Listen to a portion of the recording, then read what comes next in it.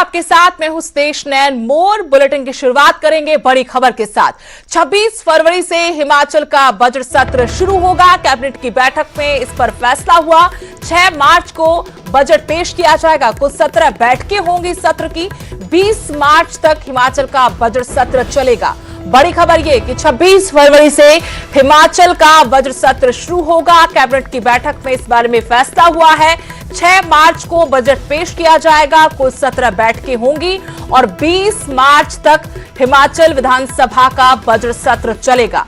बड़ी खबर आपको बता रहे हैं, 26 फरवरी से हिमाचल का बजट सत्र शुरू होगा। कैबिनेट की बैठक हुई जिसमें कि इस बारे में फैसला हुआ है।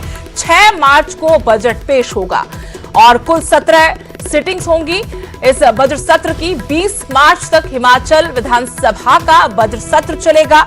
बड़ी खबर आपको बता रहे इस वक्त हिमाचल से, जहां के बजट सत्र को लेकर ऐलान हो गया है। 26 फरवरी से हिमाचल बजट सत्र शुरू होगा और कैबिनेट की बैठक में फैसला हुआ है। 6 मार्च को बजट पेश किया जाएगा।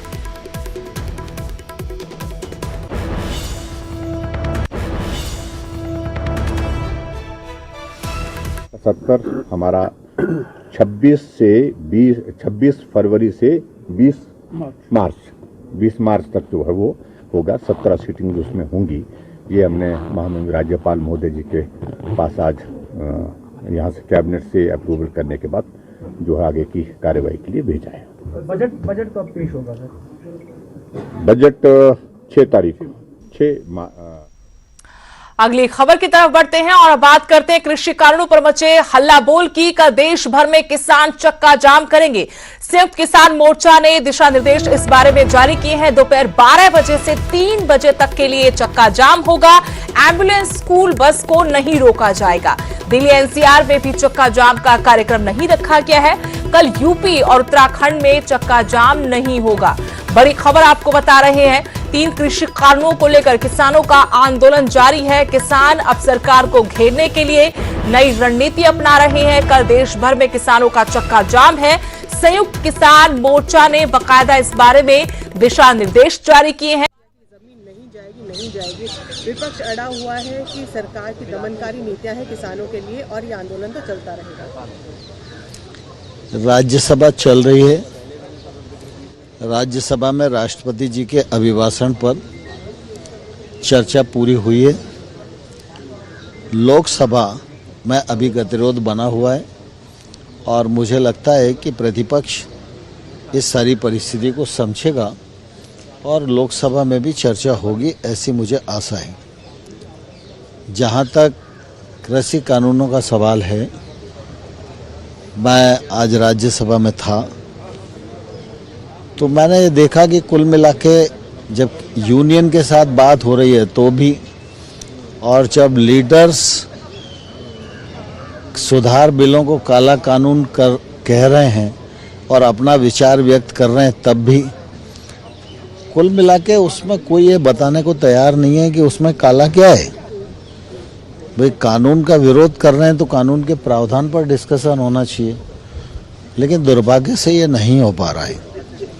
और इसलिए मैंने सभी दल के नेताओं को भी और किसानों को भी आग्रह किया है कि सरकार खुले मन से व्यापक दृष्टिकोण के आधार पर बातचीत करने को पूरी तरह से तैयार है और किसान के साथ सम्मानपूर्वक हम लोग बातचीत करते रहे भी हैं।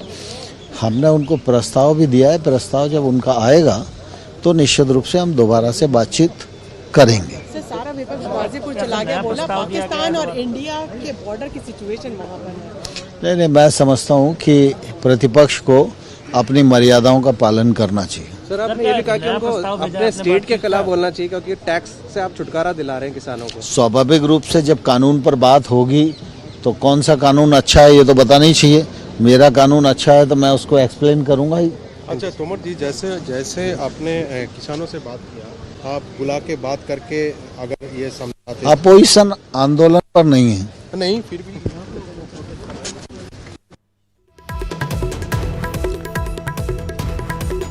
तो केंद्रीय कृषि मंत्री नरेंद्र सिंह तोमर को आप सुन रहे थे। एक बार फिर से उन्होंने दोहराया कि किसानों की मांगों पर वो बातचीत पहले भी सम्मानपूर्वक करते रहे हैं।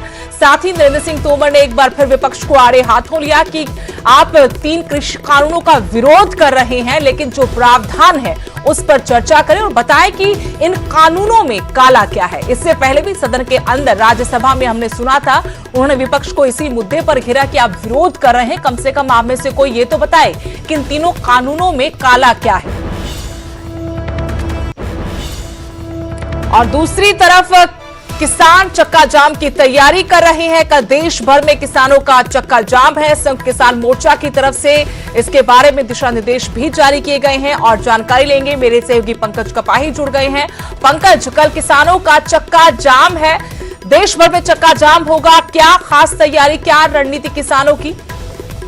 देखिए, 12 बजे से लेकर दोपहर 3 बजे तक राज्य मार्गों पर जो है वो चक्का जाम रहेगा। राष्ट्रीय मार्ग भी जो है वो पूरी तरह से चक्का जाम रहेंगे और इमरजेंसी और आवश्यक सेवाएं जैसे एम्बुलेंस या स्कूली बसों को नहीं किसी भी तरह से रोका जाएगा। दिल्ली एनसीआर में फिलहाल चक्का जाम कल के दिन नहीं रहने वाला, क्योंकि दिल्ली को पहले ही सभी तरफ से किसानों ने घेरा हुआ है और उसके बाद 3 बजे 1 मिनट के लिए हॉर्न बजाएंगे किसान और किसान ये संदेश देने की कोशिश करेंगे। सभी अपनी गाड़ियां, ट्रैक्टर, मोटरसाइकिल पे 1 मिनट तक हॉर्न जो है वो बजाते रहेंगे और किसानों की एकता का संदेश जो है वो देंगे। और सरकार के सामने लगातार किसान कह रहे हैं कि बातचीत करने के लिए तैयार है, लेकिन कोई नया प्रपोजल भेजे। लेकिन 26 के बाद ये पहला किसानों का बड़ा कार्यक्रम जो है वो कल का रहने वाला है। अब कितना असर कल पूरे देश में रहने वाला है, ये काफी अहम रहेगा, लेकिन दिल्ली एनसीआर में जो है वो चक्का जाम नहीं होगा।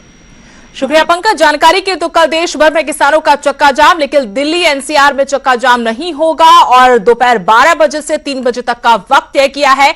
1 मिनट के लिए सभी किसानों से आह्वान किया है कि वो अपने वाहन का हॉर्न बजाएं ताकि एकता का संदेश दिया जा सके। एम्बुलेंस, स्कूल बस को भी कल के चक्का जाम के दौरान नहीं रोका जाएगा और साथ ही दिल्ली एनसीआर में भी किसानों का चक्का जाम नहीं होगा।